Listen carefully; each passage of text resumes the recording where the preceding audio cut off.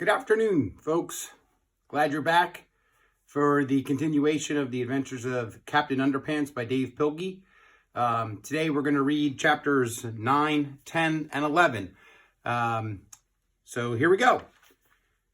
Chapter 9, 4 to 6 weeks later.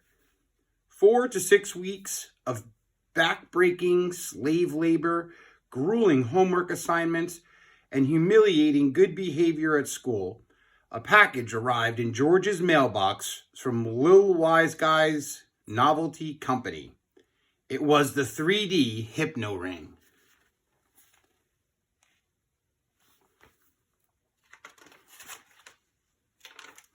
"Hallelujah!" cried George. "It's everything I ever hoped for." Let me see, said Harold. "Don't look directly into it," warned George. "You won't want to get hypnotized, do you?" "Do you really think it'll work?" asked Harold. "Do you really think we can amaze our friends, control our enemies, and take over the world just as the ad says?" "It better work," said George, "or else we just wasted 4 whole bucks."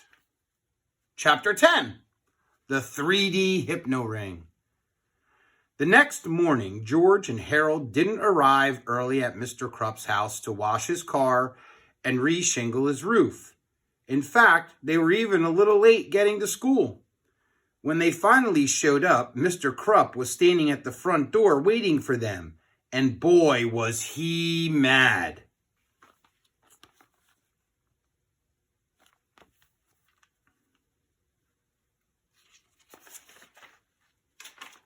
Mr. Crup escorted the boys into his office and slammed the door. "All right, where were you two this morning?" he growled. "We wanted to come over to your house," said George, "but we were busy trying to figure out the secret of this ring." "What ring?" snapped Mr. Crup. George held up his hand and showed the ring to Principal Crup. "It's got one of those weird patterns on it," said Harold. "If you stare at it long enough, a picture appears."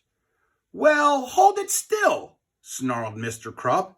"I can't see a darn thing."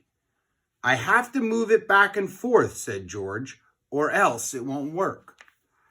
Mr. Crup's eyes followed the ring back and forth, back and forth, back and forth, back and forth. "You have to stare deeper into the ring," said Harold. "Deeper, deeper, deeper, deeper." "You are getting sleepy," said George. "Very sleepy." Mr. Crup's eyelids began to droop. "I'm so sleepy," he mumbled. After a few minutes, Mr. Crup's eyes were closed tight, and he began to snore. "You are under our spell," said George. "When I snap my fingers, you will obey our every command." Snap! "I will obey," mumbled Mr. Crup. Uh-oh. They got him under the spell. "All right," said George. "Have you still got that videotape of me and Harold?" "Yes," mumbled Mr. Crup. "Well, hand it over, bub," George instructed. Mr. Crup unlocked the large filing cabinet, opened the bottom drawer. He reached in, handed George the videotape. George stuffed it into his backpack. Harold took a different video out of his backpack and put it into the file cabinet. Excuse me. "What's that video?" asked George. "It's one of my little sister's old Boomer the Purple Dragon sing-along videos." "Nice touch," said George. Chapter 11, Fun with Hypnosis. When Harold bent down to close the file cabinet, he took a quick look inside. "Whoa!" he cried. "Look at all that stuff in here." The file cabinet was filled with everything Mr. Crup had taken away from the boys over the years.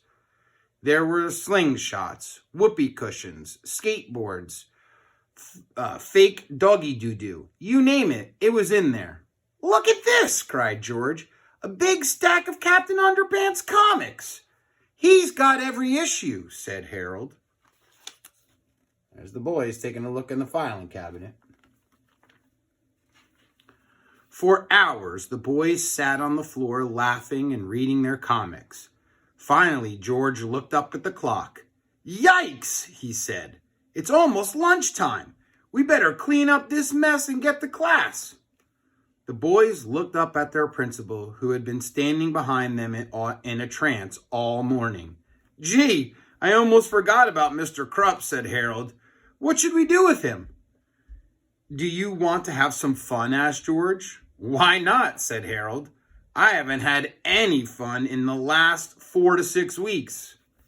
Cool, said George. He walked up to Mr. Crup and snapped his fingers. Snap. You are a chicken, he said. Suddenly, Mr. Crup leapt onto his desk and flapped his arms. Cluck, cluck, cluck, cluck, he cried, kicking papers off his desk behind him and pecking at his pens and pencil set. George and Harold howled with laughter. Let me try, said Harold. You're a monkey. Uh-oh. Let's see what happens. So there he is acting like a chicken. You gotta snap your fingers, said George. Oh yeah, said Harold. Snap! You're a monkey! Suddenly, Mr. Crup sprang off his desk and began swinging from the fluorescent light fixtures. Ooh, ooh, ooh, ooh, ooh, ooh, he shrieked, leaping from one side of the room to the other. George and Harold laughed so hard they almost cried. My turn, said George. Let's see, what can we turn him into next? I know, Harold said, holding on to his Captain Underpants comic. Let's turn him into Captain Underpants. Good idea, said George. Snap! You are now the greatest superhero of all times, the amazing Captain Underpants. Mr. Crup tore down the red curtain from his office window and tied it around his neck, took off his shoes, socks, shirts, and pants, and his awful toupee. So there we are, hanging like a monkey. And there we are, seeing some clothes being thrown off. Tra-la-la-la, he sang. Mr. Crup stood before them, looking quite triumphant, with his cape blowing in the breeze of the open window.